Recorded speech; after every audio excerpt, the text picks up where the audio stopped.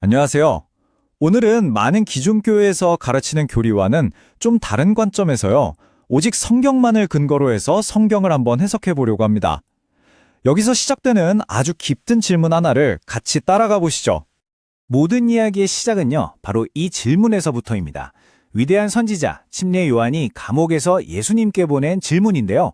정말 예상치 못한 인물에게서 나온 어찌 보면 믿음의 위기라고 할 수 있는 그런 순간이죠. 네, 그래서 오늘 우리가 살펴볼 내용은 이렇습니다. 먼저 감옥에서 온 질문, 그리고 여자에게서 난 자와 하나님에게서 난 자라는 두 가지 탄생 이야기, 오해받았던 메시아, 그리고 영적 왕국을 침노한다는 게 무슨 의미인지, 마지막으로 구원의 진짜 본질은 무엇인지. 자, 그럼 바로 시작해볼까요? 첫 번째 주제, 감옥에서 온 질문, 선지자의 의심입니다.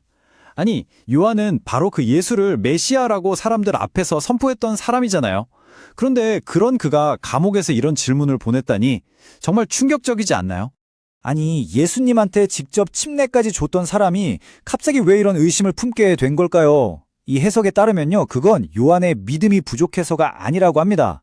진짜 원인은 바로 메시아의 목적에 대한 아주 깊은 오해에 있었다는 거죠. 이건 사실 당시 사람들뿐만 아니라 오늘날의 많은 사람들도 가지고 있는 오해이기도 하고요. 자, 이제 두 번째 주제입니다. 여자에게서 난 자와 하나님에게서 난 자, 이 두 가지 탄생 이야기인데요. 여기서부터 정말 흥미로워집니다. 요한의 질문에 대한 예수님의 답변 안에 이 모든 걸 풀 수 있는 열쇠, 아주 중요한 영적인 구분이 담겨 있거든요. 먼저 여자에게서 난 자가 있습니다. 이 관점에서 볼 때 이건 모든 인류가 겪는 자연적이고 육체적인 탄생을 말하는 거예요. 성경을 보면 이 혈통은 죄 중에서 잉태되었고 사는 날이 짧고 괴로움이 가득하다고 묘사되죠. 바로 우리 인간의 상태를 말하는 겁니다.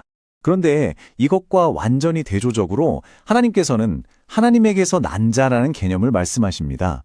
이건 완전히 다른 차원의 존재를 의미하는데요. 육체적인 사건이 아니라 성령을 통해서 영적으로 다시 태어나는 거예요. 영혼이 변하는 거죠. 이걸 통해서 영원한 생명을 얻고 죄로 가득한 세상이 아니라 하나님과 하나가 되는 본성을 갖게 된다는 겁니다. 자, 이 표를 보시면 두 길이 얼마나 다른지 한눈에 보이죠?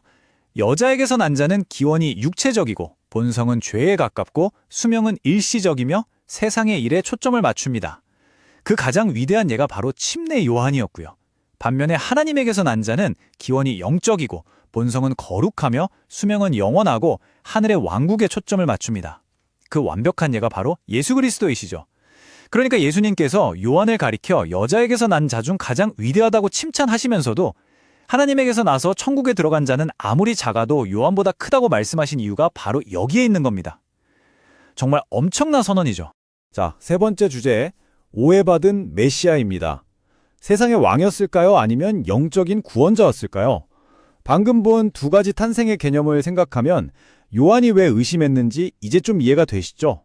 그는 다른 많은 사람들처럼 여자에게서 난 자들의 세상을 구원할 메시아를 기다리고 있었던 겁니다. 요한이 기대했던 건 당장 눈앞의 세상 문제들을 해결해줄 그런 구원자였어요.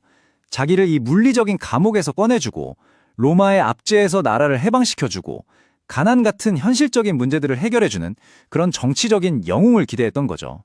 하지만 하나님께서는 메시아의 사명이 그런 물리적인 세상을 고치는 게 아니라고 분명히 말씀하십니다. 하나님의 계획은 완전히 새로운 영적인 세상을 창조하는 것이었죠. 그렇기 때문에 예수님께서 요한에게 내가 곧 구해주겠다고 약속하신 게 아니라 자신이 행하고 있는 영적인 사역들의 목록을 쭉 나열해서 답을 주신 겁니다. 이 표를 보시면 그 차이가 정말 극명하게 드러나죠. 세상 사람들은 예수님의 기적을 보고 그냥 육신을 고치는 걸로만 생각했어요. 맹인이 눈을 뜨면 시력이 회복됐구나. 못 걷는 사람이 걸으면 마비가 풀렸구나. 하지만 하나님의 영적인 의미는 완전히 달랐습니다.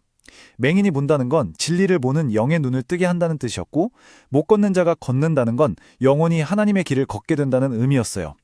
죽은 자가 살아나는 건 영적으로 죽었던 양심이 되살아나는 것, 갇힌 자가 풀려나는 건 죄의 감옥에서 영원히 해방되는 것이었죠. 그러니까 이 기적들은 그 자체가 목적이 아니었던 겁니다.